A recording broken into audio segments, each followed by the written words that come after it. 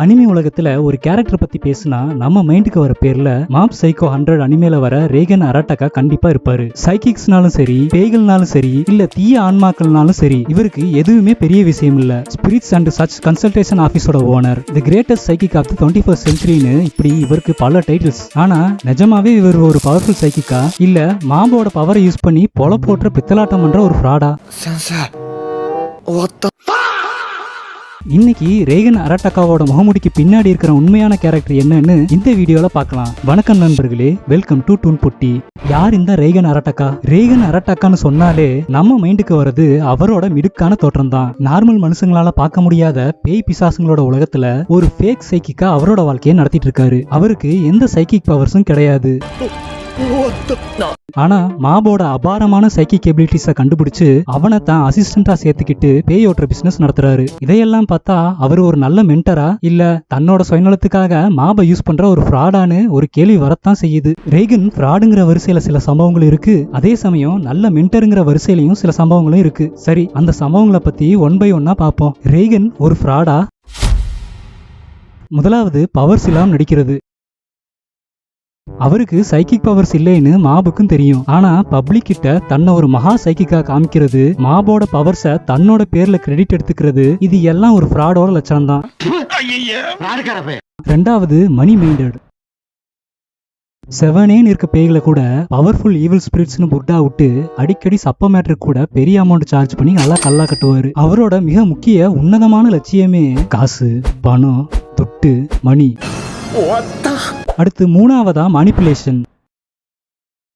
சில நேரம் மாபை யூஸ் பண்ணி ரேகன் தன்னோட பிரச்சனைகளை தீர்த்துப்பாரு. மாபோட மனசுல இருக்க குழப்பத்தை பயன்படுத்தி அவனோட பவரை தனக்கு சாதகமா யூஸ் பண்ணிப்பாரு. இதையெல்லாம் வச்சு பார்த்தா இவர் ஒரு கேடுகட்ட பொய் பித்தலாட்டம் பண்ற ஒரு சில்லறதான் எல்லாருக்கும் தோணும். ஆனா அது உண்மைதான், ரேகன் ஒரு சில்லறதான். இல்ல ரேகன் ஒரு நல்ல மென்டரா? முதலாவது, மாபோட குரோத்துக்கு காரணமானவர். ரேகன் மாபோட பவர்ஸை கண்டுபிடிச்சு அதை கண்ட்ரோல் பண்ண கத்து கொடுத்தது மட்டும் இல்லாம அவனோட எமோஷன்ஸை எப்படி ஹேண்டில் பண்றதுன்னு சொல்லி கொடுத்தாரு. சைக்கிக் பவர்ஸ் ஒன்னும் ஸ்பெஷல் பவர் இல்ல, நீயும் மத்த பசங்க மாதிரி ஒரு சாதாரண பையன் தான். இவரோட இந்த அட்வைஸ் தான் மாப அவனோட வாழ்க்கைக்கு தயார் பண்ணுச்சு. ரெண்டாவதா, மாபின் பாதுகாவலன். எது எந்த சிச்சுவேஷனா இருந்தாலும் சரி, மாபுக்கு ஒரு பிரச்சனைனா ரேகன் தான் ஆளா முன்னாடி வந்து நின்னு காப்பாத்துவாரு. சில நேரம் தன்னோட உயிரை பணையம் வச்சு கூட மாபை காப்பாத்தின சம்பவம் எல்லாம் உண்டு. இந்த மாதிரி தருணங்கள்ல இவரை போய் ஃப்ராடுன்னு நினைச்சிட்டோமே நமக்கு தோணும். மூணாவதா, ஆசானின் அறிவுரைகளுக்கு மரியாதை.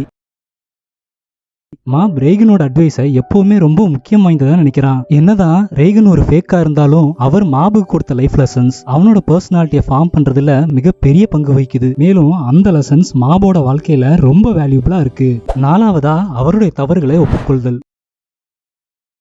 ரேகனும் மனுஷன்தான், அவரும் நிறைய மிஸ்டேக்ஸ் பண்ணிருக்காரு. ஆனா அந்த மிஸ்டேக்ஸை ரியலைஸ் பண்ணி மாப் கிட்ட மன்னிப்பு கேட்டது உண்மையிலே பெரிய விஷயம். இது அவரை ஒரு நல்ல மென்டரா காட்டுது. சோ ரேகன் அரட்டாக்காவை ஒரு ஃப்ராடுன்னு மட்டும் சொல்ல முடியுமா இல்ல நல்ல மென்டர்னு மட்டும் சொல்ல முடியுமா? அவரு ஒரு காம்ப்ளெக்ஸான கேரக்டர். என்னதான் அவருக்கு தன்னோட சுயநலம் மேல பெரிய விருப்பம் இருந்தாலும் மாப் மேல அவருக்குள்ள பாசமும் அவர் மாபுக்கு கொடுத்த வழிகாட்டுதல்களும் நிரந்தரமானது. ரேகன் மாபோட வாழ்க்கையில ஒரு பாசமுள்ள மோசக்காரன். என்னதான் அவர்கிட்ட சில குறைகள் இருந்தாலும் அவர் மாபோட வளர்ச்சிக்கு பெரிய தூணா இருந்திருக்காரு. இதுதான் மாப் சைக்கோ 100ஓட ஒரு அழகான விஷயம். என்ன சொல்றீங்க? ரேகனை பத்தி உங்க கருத்து என்ன? கமெண்ட்ஸ்ல சொல்லுங்க. இந்த வீடியோ உங்களுக்கு பிடிச்சிருந்தா லைக் பண்ணுங்க, உங்க அனிமே நண்பர்களுக்கு ஷேர் பண்ணுங்க, மறக்காம நம்ம சேனலுக்கு சப்ஸ்கிரைப் பண்ணுங்க. நாம அடுத்த வீடியோல பார்ப்போம். Stay curious, stay human.